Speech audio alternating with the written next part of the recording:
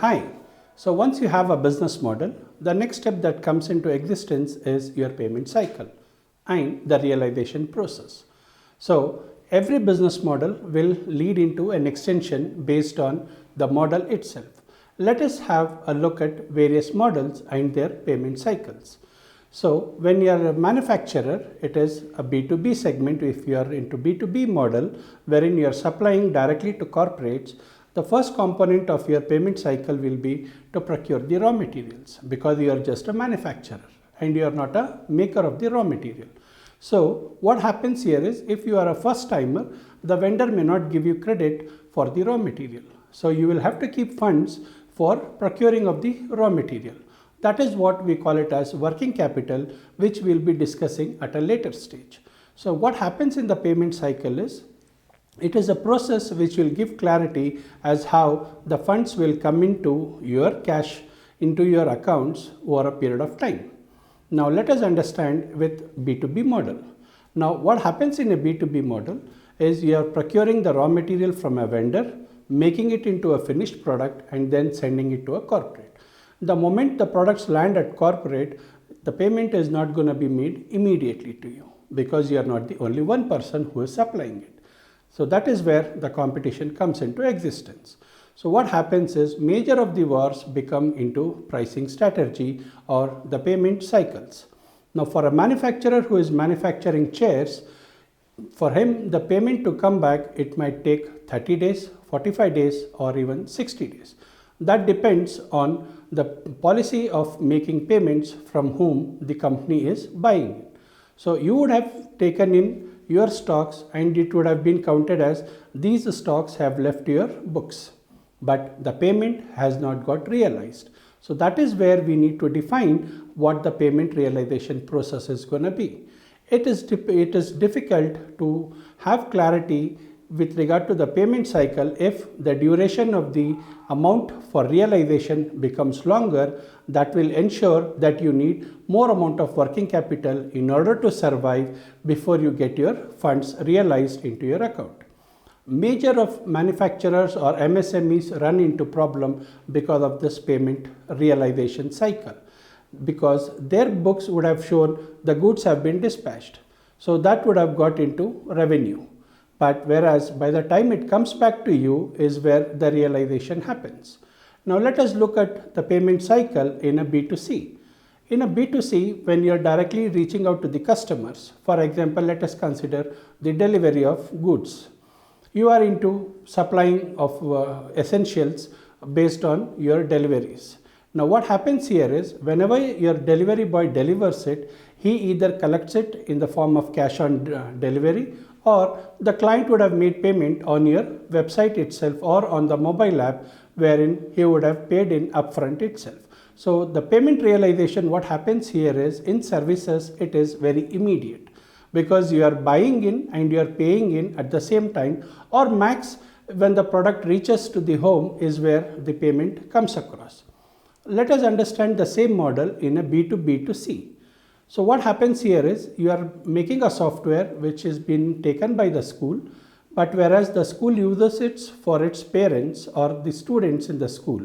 So the payment collection will be done by the school and then handed over to you. So what happens here is, various payment methods can come into existence.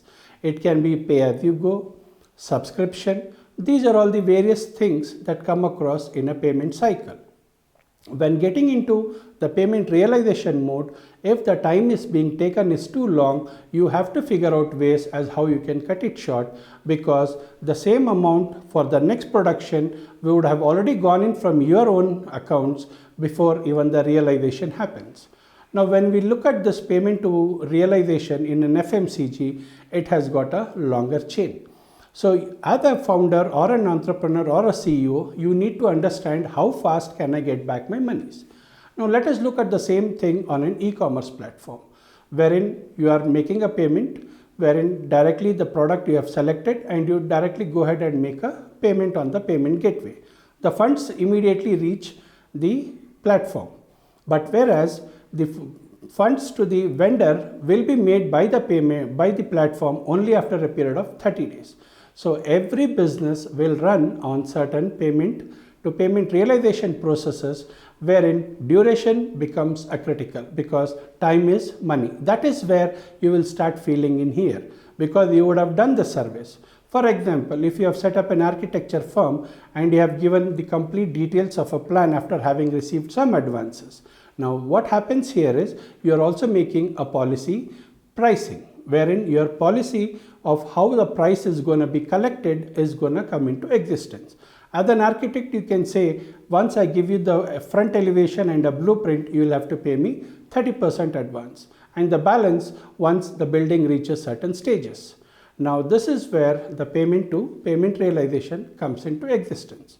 Yes, there would be a lot of problems which you will be encountering in the process. For example, if you have developed or sent in across the raw material converted to product to a company, and if the company is undergoing certain problems, your payment slowly starts to go into outstanding dues. Now what happens is, though that money should have been yours, is still blocked at some place, but that doesn't mean that you need to stop your business. So to keep it going forward, you will still be pumping in funds.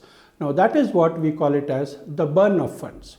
Now for example, let us say when you are trying to acquire customers, you come out with a payment policy saying I'm going to burn so much of money to reach X amount of customers.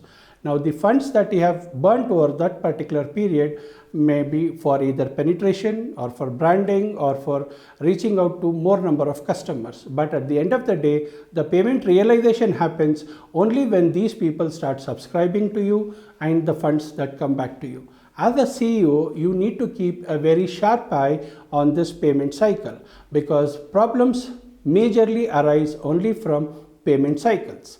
Once the payment does not come to you is where you start running shortage of funds and then you start again raising funds or pumping in more funds to ensure that your next line of production is going on. The same thing happens even in services. For example, if you are a video production firm, you would have shot the complete details of let's say for a program. Once everything has been shot, you would have spent more amount of time on editing and all those things. But if the payment from the end user takes 1 month or 2 months, you will be running short of funds. So how you ensure that your pricing strategy can also be linked directly to your payment cycles. So some companies come out with, if you buy or this particular ton, we can give you so much of credit period. So that is how the pricing of a strategy, which we'll be discussing in the next videos, will be implemented or impacted with the payment cycle. Hope you have got it clear. Thank you.